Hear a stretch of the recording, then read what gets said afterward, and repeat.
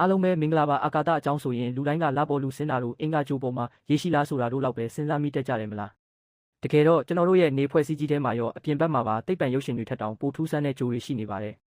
ဥပမာခမားတို့စိန်ဒိုင်ယာမန်တွေကိုကြိုက်လား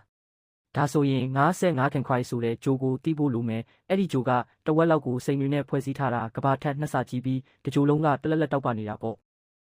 ဒါပေမဲ့သွားတော့မယူနဲ့အောင်နော်အပူချိန်က2000ဒီဂရီလောက်ရှိတော့ရောက်တာနဲ့အကြီးပျော်သွားလိမ့်မယ်နောက်တစ်ခုကကဘာမှာမိုးရွာရင်ရေပဲကျတာလေဒါပေမဲ့ Venus တောကြကြိုးပေါ်မှာဆိုရင်မိုးရွာတာက sulfuric acid တွေပါတကယ်လို့ခမားတို့အပြာရောင်ကြိုးကိုရောက်ရင်တတိထားအဲ့ဒီမှာရွာတဲ့မိုးကဟန်တာ glass တွေပြီးတော့လေတိုက်နှုန်းကတနာရီကိုမိုင်9000ကျော်ဆိုတော့ဟန်ဆတွေကဘေးတိုက်ကိုပြန်ဝဲနေတာပါကဲတခါလောက်ဖြစ်ဖြစ်အကိုလေးချိန်ရှော့ချင်ဘူးလားဒါဆိုစနေကြိုးစီကိုတွားကြည့်ပါစနေကြိုးကအေယာမကြိုးကြီးဖြစ်ပေမဲ့သူကတငွေတွေနဲ့ပဲလှုပ်ထားတာသူကဘလောက်တောင်ပေါ်ပါတယ်လဲဆိုရင်စနေကြိုးကိုထည့်လို့ရမယ်သမုဒ္ဒရာကြီးတာရှိရင်သူကရေပေါ်မှာနေမှာပါအခုဆိုသိပ္ပံပညာရှင်တွေကကဘာနဲ့တူတဲ့ကြိုးတစ်တွေကိုလည်းရှာဖွေနေကြပြီးအာကာသကအရန်ကျဲပြောတော့ကျွန်တော်တို့တယောက်တည်းတော့ဖြစ်မနေနိုင်ပါဘူးတနေရာမှာကျွန်တော်တို့လိုပဲကောင်းကင်ကိုမော့ကြည့်ပြီးငါတို့လိုတခြားသူတွေရှိအောင်မလားလို့တွေးနေမယ်တက်ရှိတွေရှိနေနိုင်ပါတယ်